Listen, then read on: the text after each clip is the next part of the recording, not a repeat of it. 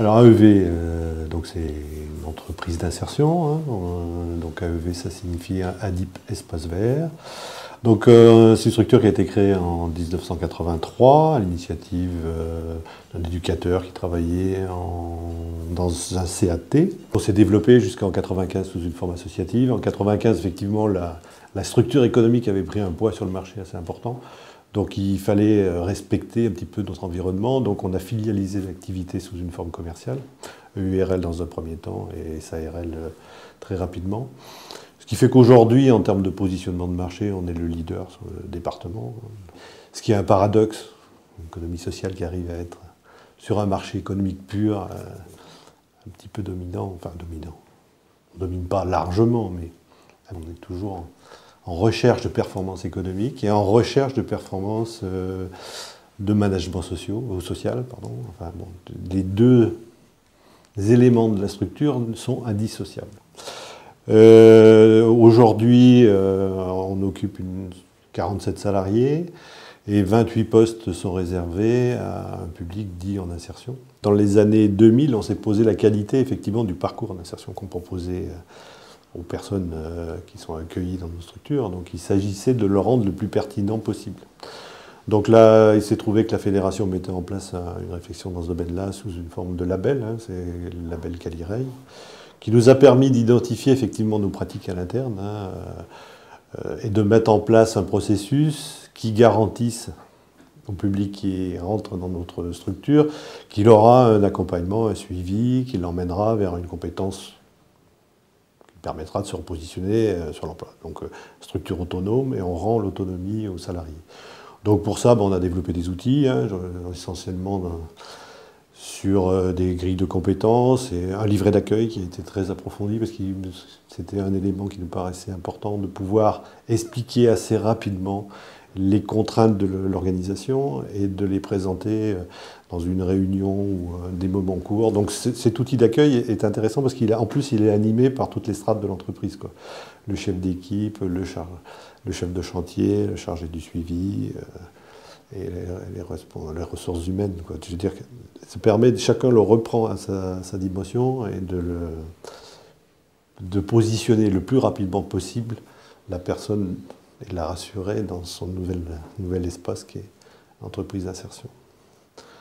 Et par rapport à 14001, on est un peu dans la même logique. En juin 2008, au moment des 25 ans de la DIP, on a décidé, Jean-Marc Détroyer a décidé d'entrer dans la démarche ISO 14001.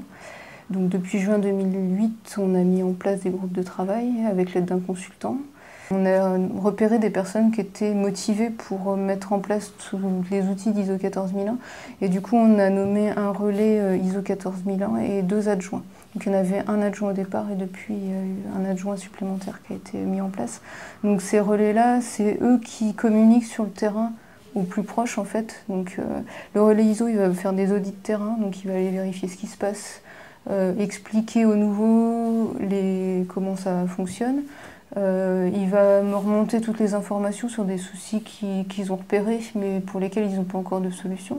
Donc ces personnes-là sont des responsables d'équipe, donc qui ont un niveau inférieur à leur chef de chantier, mais pour leur mission ISO 14001, ils sont hiérarchiquement supérieurs à l'ensemble du personnel en fait. Si moi je fais mal mon tri des papiers, ils peuvent très bien me dire attention là, c'est pas bon quoi. Donc ils ont pris des responsabilités au niveau d'ISO. Et c'est vraiment la motivation qui a joué pour qu'ils prennent ce rôle, quoi. Tout ça, ça a permis d'avoir une action terrain. Enfin, les idées venaient du terrain, donc du coup, ça a été beaucoup plus simple à mettre en place. Ça a été plus facilement accepté. Et puis ensuite, on a mis tout ça en place, ça a mis un peu de temps. Et donc en octobre 2009, on a été audité. Et en novembre, on a été donc certifié ISO 14001. Pour l'instant, c'est vrai que c'est des toutes petites choses, mais mis bout à bout, ça donne quand même un changement assez important, mais qui a quand même été bien accepté par les salariés. C'est vrai que le but à l'origine, c'est plutôt de positionner l'homme au centre de l'entreprise, hein. C'est un peu ça la philosophie fondatrice. Mais ceci dit, quand on parle de positionnement de l'homme, on ne peut pas le prendre que par un côté travail, quoi.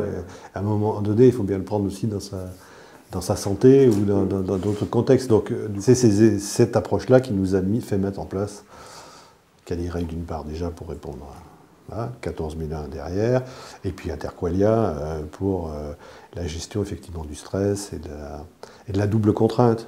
Alors, la démarche Interqualia fait suite d'abord à des actions qui ont été mises en place dans la structure visant la cohésion de l'équipe. Il est apparu dans ce cadre-là qu'il y avait moyen d'améliorer encore les choses par le biais d'un outil pour lequel moi j'ai été formée, qui s'appelle Interqualia, qui est un outil de mesure des compétences non techniques en référence aux scolaires, c'est-à-dire que c'est des choses qui n'ont pas été apprises dans le milieu scolaire, qui sont plutôt des talents que les gens vont développer ou pas, et qu'ils auront ou pas l'opportunité de développer dans l'entreprise. Il s'agit d'un diagnostic qui s'effectue à partir d'un formulaire qui est établi sur Internet. Si, par exemple, une personne développe la compétence travailler en équipe et qu'elle n'a pas l'occasion suffisamment de l'exercer dans le cadre de son travail, elle va se trouver dans une zone d'émotion négative. À l'inverse, si elle a l'occasion d'exercer ce talent au quotidien, elle sera dans une énergie positive.